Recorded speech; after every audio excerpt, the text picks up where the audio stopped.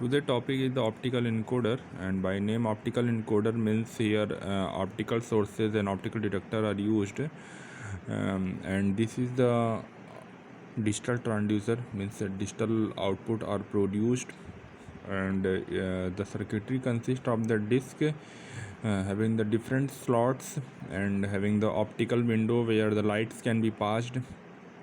And when there is LED is the optical source which emits the light.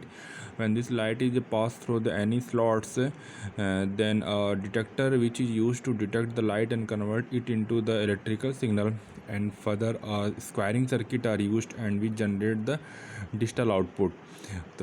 Simply we can say that optical encoder is used to measure the angular displacement. And then what is the difference between displacement and angular displacement? When there is a straight motion, then it's called the linear motion, and when there is circular motion or rotatory motion, then it is called the angular. Displacement term is introduced against the word displacement. Now, optical encoder, any transducer that generate a coded reading of a measurement can be term as encoder. As we know, हम encoder के बारे में जानते हैं. Encoder क्या होता है? किसी चीज़ को इनकोड करना. जस्ट लाइक अगर हम कम्युनिकेशन की बात करते हैं तो कम्युनिकेशन ट्रांसमीटर इन, रिसीवर हो गया. ट्रांसमीटर इन पे हमें किसी को अगर इनकोड करना होता है, हम उसको इनकोड करते हैं. Then it pass over the channel and at the receiver end then again it can be decoded. तो सिंपली ये ऐसा ट्रांसड्यूसर है जो कोड को जनरेट करता है in the form of the pulse and which can measure the angular displacement. Soft encoder are soft encoder by name because here soft are used which are moved along the angular rotation. And a digital transducer means here digital outputs are produced and used for measuring the angular displacement and velocities. Angular displacement और velocities को measure करने के लिए हम इसका use करते हैं. Relative advantage of digital transducer over their analogue counter part: high resolution depending on the word size of the encoder output, the number of the pulses per revolution of the encoder. Then it is high accuracy, particularly due to the noise immunity of the digital signal and the superior construction. Relatively ease of adaptation in the digital control system because transducer output is digital with associated reduction in system cost and improvement of system reliability. तो ये हमारा relative ease होता है इसके use करने में digital system को, as we know, because its output is digital and also associated with the reduction in the system cost. इसकी कॉस्ट कम होती है and improvement of system reliability में इसको हम ईजिली यूज कर सकते हैं. Soft encoder are classified into two categories depending on the nature and method of the interpretation of the output.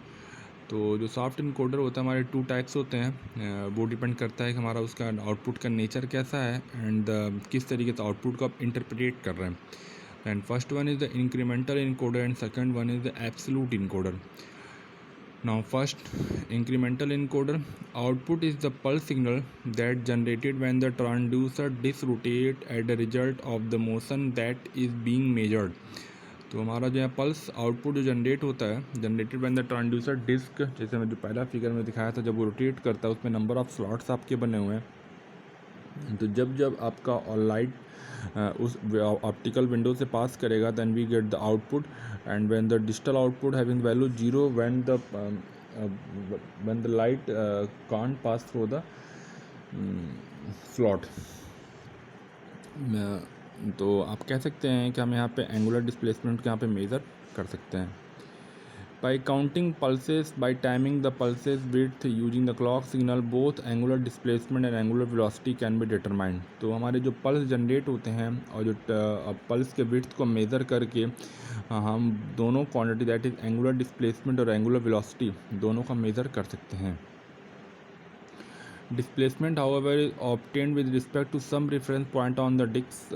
तो जैसे हम रेफरेंस पॉइंट अगर हम बात करें, मान लीजिए कभी आपका रोटेशन है तो आप एक रेफरेंस एंगल जैसे लेते हैं 0 डिग्री देन 90. तो हम जो 90 डिग्री 180 या एनी अदर जो हम डिग्री मेज़र करते हैं एंगल को विद रिस्पेक्ट टू द 0, तो here also there is some mark on the disc, rotating disc and where the pulse, तो वहाँ पे जो पल्स होगा वो रेफरेंस होगा, एंड आफ्टर डैट जो भी पल्स हमारे जनरेट होंगे तो उसको उस रेफरेंस पल्स के रिस्पेक्ट में हम उसको इंडिकेट करेंगे या काउंट करेंगे। The index pulse count determine the number of the full revolution. Obvious ही बात है, जब एक रिवॉल्यूशन होगा तो कुछ नंबर ऑफ पल्सेस जनरेट होंगे। तो if we count the number of the pulses then we conclude that कि how many times transducer disc are revolve. This is about the incremental encoder, means again वो आपके वो pulses मिलते रहते हैं। Absolute encoder, any absolute encoder has many pulse track on transducer disc, means pulse track means आप कह सकते हैं कि एक पर्टिकुलर ट्रैक वहाँ पे क्या है, कुछ नंबर ऑफ़ स्लॉट बनते हैं और उस नंबर ऑफ़ स्लॉट के हिसाब से हमारे पल्सेस मिलते हैं। मीन्स ऐसा नहीं कि सिर्फ वो रिवॉल्यूशन की होता है, ये एब्सोल्यूट इनकोडर होता है, मीन्स वो इतने पल्स को जनरेट करेगा, उसके अकॉर्डिंग आपके वहाँ पे ऑप्टिकल विंडो या ऑप्टिकल स्लॉट होते हैं। When the disc of an absolute encoder rotate, several pulse train equal in the number to the track on the disk are generated simultaneously। तो हम ये कह सकते हैं कि हमारा जो ऑप्टिकल एब्सोल्यूट इनकोडर रोटेट करता है, several pulse train equal in the number of the track on the disc, उसके हिसाब से वो साइमल्टेनियसली वो पल्स ही हमारे वही पैटर्न हमारे वो जनरेट होते हैं। At a given instant, the magnitude of each pulse signal will have the one of two level signal, that is binary state as determined by the level detector. This signal level correspond to a binary digit 0 or 1, and hence the set of the pulse train give the encoded binary output at an instant। तो कि eight ए given instant जो हमारा magnitude होता है जब pulse का, having the two signal levels, उसके लिए हमें detector by level detector use करेंगे, मीन्स यहाँ पे दो लेवल्स को जनरेट करेगा। That is let us consider that is 0 volt for the binary 0 and that is 5 volt for the binary 1। तो वो पल्स यहाँ जनरेट होंगे वो according to the absolute number of tracks on the disc. तो ये एक we can say that है the pulse train give the encoded binary at any instant. The pulse window on the track can be organise into some pattern code. Already जो मैंने बोला कि एक fix pattern होगा, उस फिक्स पैटर्न के हिसाब से वही पल्स में मिलेंगे।